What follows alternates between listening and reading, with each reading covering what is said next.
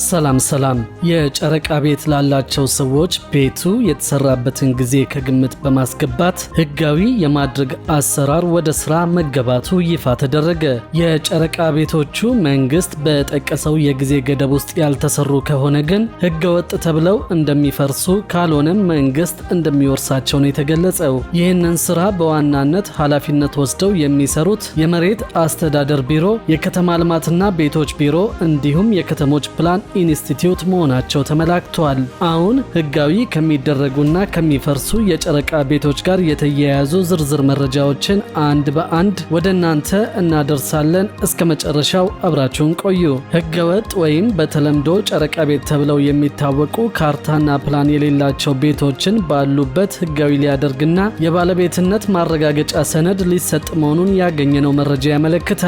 በኦሮሚያ ክልል ዜጎችን የቤት ባለቤት ለማድረግ የከተማ ፕላንን ለማስጠበቅና ከተሜነትን ለማረጋገጥ የሚያግዝ ደንብ መተግበር መጀመሩን የክልሉ መሬት ቢሮ አስታውቋል። የኦሮሚያ ክልላዊ መንግስት ምክር ቤት ወይም ጨፌ ኦሮሚያ ባሳለፍነው መጋቢት 10 2018 ዓ.ም ባካሄደው መደበኛ ጉባኤ መመሪያውን አጽድቆ ለክልሉ መሬት አስተዳደር ቢሮ መላኩ ታውቋል። የክልሉ መሬት ቢሮ ኃላፊ ወይዘሮ መሰረት አሰፋ እንደ ክልል መሬትን በዘመናዊ መንገድ ለማስተዳደር የመሬት አጠቃቀም ፕላን መተግበሩንና የካዳስተር ስርዓትን ወደ ትግበራ እየገባ መሆኑን ገልጸዋል። ይሁን እንጂ ዘመናዊ የመሬት አስተዳደር ስርዓትን በሚፈለገው መልኩ መተግበር እንዳይቻል የከተሞች ህገወጥ የመኖሪያ ቤቶች ግንባታ እንቅፋት መፍጠሩን አንስተዋል። ይህንን ችግር በዘላቂነት ለመፍታት በተለይም ችግሩ ስር የሰደደባቸውን ከተሞች በጥናት በመለየት ህገወጥ መኖሪያ ቤትን ህጋዊ ለማድረግ የሚያስችል ደንብ በክልሉ ካቢኔ መጽደቁን አስረድተዋል። ደንቡ በክልሉ ከተሞች ዜጎችን የቤት ባለቤት ለማድረግ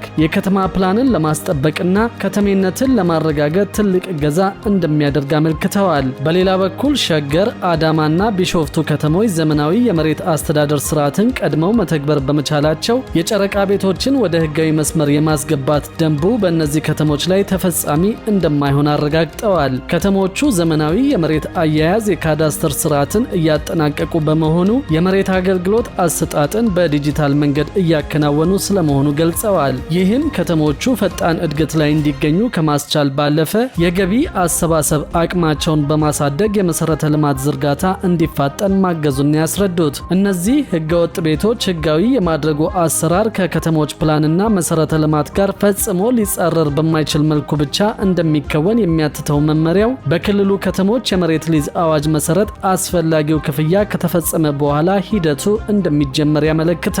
ይህን አሰራር የሚከታተሉና የሚያስፈጽሙ በከተማ አስተዳደሮች ያሉ የመሬት አስተዳደር ጽህፈት ቤቶች መሆናቸውን የሚደነግገው መመሪያው አመልካቾች ማመልከቻቸውን የሚያስገቡበት ቀንም በይፋ ማስታወቂያ እንደሚገለጽ ያብራራል። የከተማ መሬት አስተዳደር ጽህፈት ቤቶች በማመልከቻቸው መሰረት ያዋቀሯቸውን ባለሙያዎች ወደ ስፍራው በመላክ ቤቱ ያለበት ቦታ ከከተማው ፕላን ጋር የሚጣጣም መሆኑ ከተጣራ በኋላ ቤቱን ህጋዊ የማድረግና የባለቤትነት ማረጋገጫ የምስክር ወረቀት የመስጠት ሂደቱ እንደሚጀመር መመሪያው ያዛል። ህጋዊ የሚደረገው የመኖሪያ ቤት ቦታ በካሬ ሜትር ተለክቶ ከከተማው የመሬት ሽንሸናና ደረጃ ወይም ስታንዳርድ የሚተርፍ ከሆነ መሬቱ ወደ መሬት ባንክ ተመላሽ እንደሚደረግ በመመሪያው ላይ ተጠቅሷል። ክፍያን በተመለከተ በሊዝ ስርዓት በሚተዳደሩ ከተሞች በከተማው የመሬት ደረጃ መሰረት የከተማ መሬት ሊዝ አዋጅ ከጸደቀበት ከጥር 24 ቀን 2005 ዓ.ም ጀምሮ ያለውን የሊዝ ውዝፍ ክፍያ እንዲሁም የጣሪያና ግድግዳ ግብር ክፍያ አመልካች መክፈል እንደሚኖርበት መመሪያው ደንግጓል። በመሬት ሊዝ ስርዓት ስር ባልገቡ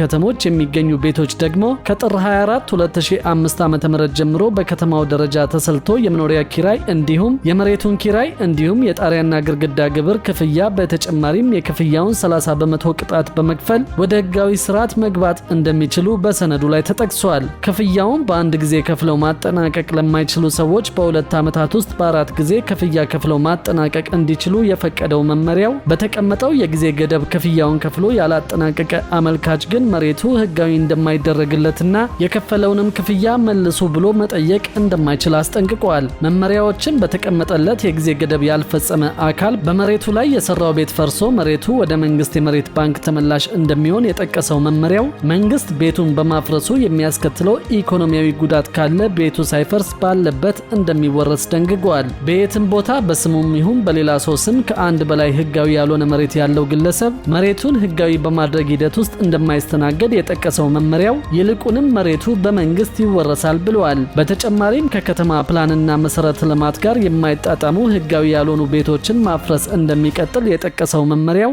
ቤቱ የፈረሰባቸው ግለሰቦች የክልሉ መንግስት በተለያዩ ጊዜያት በሚያደርገው መሬት ሽንሻኖ የመስጠት ሂደት ውስጥ እንደሚካተቱ ተደንግገዋል። እነዚህን ህገወጥ የመኖሪያ ቤቶች ወደ ህጋዊ መንገድ የመመለስ ሂደቱ በአንድ ዓመት የጊዜ ገደብ ውስጥ ተሰርቶ እንዲጠናቀቅ መመሪያው የሚያዝ ሲሆን ለሚፈጠረው ማንኛውም መዘግየትና መጓተት የወረዳ አስተዳዳሪዎች፣ የከተማ ከንቲቦች፣ በየደረጃው ያሉ የመንግስት የመሬት አስተዳደር መዋቅሮች ተጠያቂ ይሆናሉ ሲልም አስጠንቅቀዋል። የኦሮሚያ ክልል የከተሞች ፕላን ኢንስቲትዩት በበኩሉ ከክልሉ መሬት አስተዳደር ቢሮ ጋር ለስራው መሳካት በቅንጅት እንዲሰራ ያሳሰበው መመሪያው በአግባቡ ስራ ላይ መዋል አለመዋሉን እንዲቆጣጠር ጭምር አዟል። ይህን ስራ በዋናነት ኃላፊነት ወስደው የሚሰሩት የክልሉ የመሬት አስተዳደር ቢሮ፣ የክልሉ የከተማ ልማትና ቤቶች ቢሮ እንዲሁም የክልሉ የከተሞች ፕላን ኢንስቲትዩት መሆናቸውም ተመላክቷል። መመሪያውን በየጊዜው በመከታተል ኦዲት የሚያደርጉ የክልሉ የመንግስት መዋቅሮች በመመሪያ ውስጥ የተዘረዘሩ ሲሆን እነሱም የፕሬዝደንቱ ጽሕፈት ቤት፣ የክልሉ